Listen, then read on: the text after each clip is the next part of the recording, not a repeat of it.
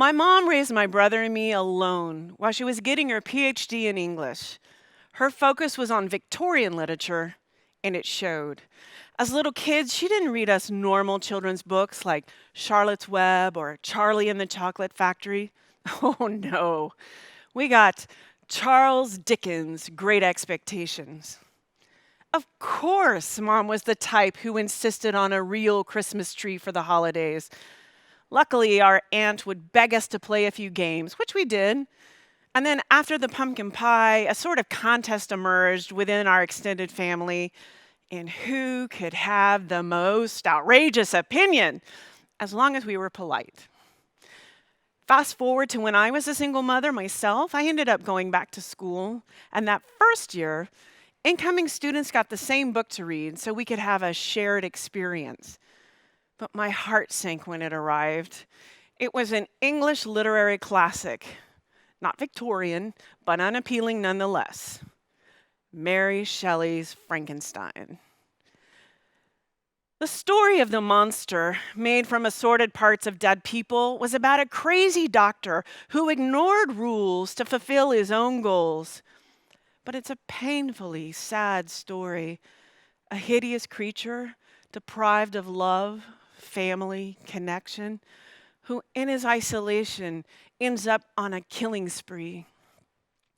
And it was Mary Shelley's Frankenstein that made me take a hard look at my mom and her Victorian rules and see it from a different perspective. The world of Mom was no different from the world we all currently inhabit. This friction between the pursuit of our own goals and adhering to societal rules is familiar, right? Dr. Frankenstein is everywhere. You see it in the calls for the freedom to not to have to wear a face mask during a pandemic, or when people won't bother to clean up after their dog and refuse to offer their subway seat to an elderly person. You see it in those moments when you're behind the PowerPoint and an Excel chart and you're so into the zone that you don't want to pick up the phone and call and wish a friend happy birthday. 5 seconds on Facebook, WhatsApp meme, that'll do. Harvard political scientist Robert Putnam documented this wearing away of social capital in his 2000 book, Bowling Alone. And he concluded that the social unraveling stemmed from urban sprawl, the decline of civic engagement, and that primitive technology, television. But in the 20 or so years since, we have seen urban pressure and the digital transformation intensify these trends. We're polarized, disconnected, we retreat from others. We've collectively landed in an era where our quest for personal goals, productivity, efficiency has reframed the world of rules, laws, and norms as inconveniences. Laws that prevent us from actualizing rather than enabling us to thrive. Now, no one did this on purpose. Humans narrate their lives through their own minds. What we see, feel, smell, taste, or experience is filtered through our brain to form our own story, our own reality.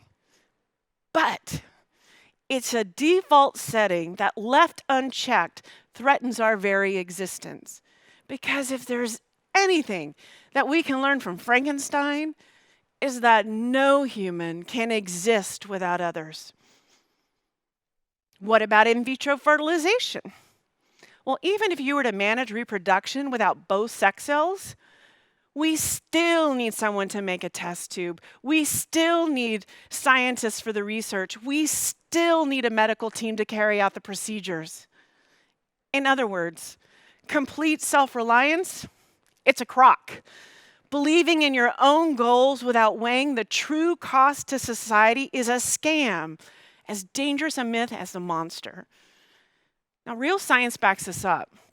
In 1972, on the heels of several experiments in the Alps, the French geologist Michel Siffre was asked by NASA to stay alone for 6 months in the Midnight Cave in Del Rio, Texas.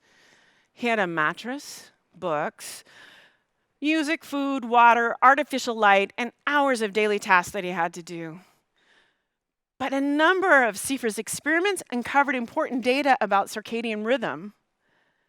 Yet Seifert found out firsthand that humans don't fare so well alone.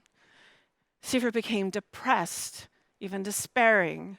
His inability to string beads together matched his inability to string thoughts together. Research has since proven that social isolation leads to more health risk, is more dangerous than smoking. Risks like dementia, heart disease. Plus, you remember that Tom Hanks in the movie Castaway? Does a relationship with a volleyball seem like fun? So how do we roll back the erosion of social ties and lower the temperature of polarization and minimize the my goals uber alles? Well, wouldn't you know, my mom's holiday rituals match up with the academic research on how we can bring people together. In between the smells of cloves and oranges, the rules and traditions that kept my family from fragmenting are an awful lot like the 4 T's that can prevent us from turning our social infrastructure into a modern-day Game of Thrones. The first T is Christmas trees. Okay, actually, we don't need anything like that. We need non-denominational trees by the thousands in our cities, and they need to be there all year round. In a study in Chicago between 2 architecturally identical blocks of low-income housing, more or less the same population, one group had trees, plants, and flowers. The other was surrounded by asphalt and cement, easier to maintain. But researchers noticed that there was significant more socializing and activity outside among the trees, and they also noticed there was less violence and fewer requests for public services. In subsequent studies in Poland, in Sweden, the United States, and the United Kingdom, researchers have found that trees help people recover from stress faster, restore good moods, makes people more creative, and increases property values. But here's the thing about trees and green space. We know they're good for us, so how come we can't get our elected officials to plant them? Well, for some reason, we've created sports teams instead of legislative groups. By reducing political parties to colors, people ultimately rally around an identity, red, blue, green, and not ideas. For example, if Greens want trees, no one else will support it because it doesn't match their identity. So we need the second T, truth commissions. They started in Argentina in the early 80s, and they were famously used in South Africa right after apartheid. And they're structured environments where people's painful experience is heard, it's documented, and most importantly, learned from. Truth commissions reestablish the collective order because when people are unheard, it leads to anger or apathy. So what about using truth commissions to mitigate divisive rhetoric or the tidal wave of social media falsehoods? Make no mistake, rules and norms that oppress people should be vanquished. But allowing people to voice their discomfort with the seismic economic and social shifts decreases the anxiety that comes with change and loss. Today's nonstop focus on winning makes our lives less comfortable. Dutch anthropologist Johan Huizinga argued that the man who plays is more essential than the man who works. Play, which has existed in the animal kingdom long before humans roamed the earth, encourages innovation and creativity. It also encourages that other essential survival skill, social cohesion. Now, we already know that children learn rules and behavior through play. So that third T, tabletop games like chess or Clue, it teaches skills and strategies, but it also gives kids the chance to learn emotional regulation, pick up on social cues, and read body language. For adults, board games reinforce concepts like patience, taking turns, and no cheating. They strengthen behaviors we need in real life, like negotiation, cooperation, and calling out the rule breakers. And also, getting comfortable with losing, because that happens quite a bit in life as well. Finally, straight out of a Victorian etiquette book, we need the fourth T, thank you notes. Now, if you've ever come home to a mailbox stuffed with grocery store ads or real estate flyers or electricity bills, you know the joy of receiving a handwritten card that says thank you. Maybe it was for lunch, a book you sent, time you helped somebody reviewing their CV. It's nice to be acknowledged. In multiple university studies, gratitude is recognized as the parent of all virtues. It inspires the most pro-social behavior, helping strangers, repaying debts, being generous. In fact, it's what makes thank you notes the ultimate currency. Both the receiver and the giver get a boost. Thank you notes induce a sense of gratitude, that state that supports behavior that binds us together. So I have a few challenges for you.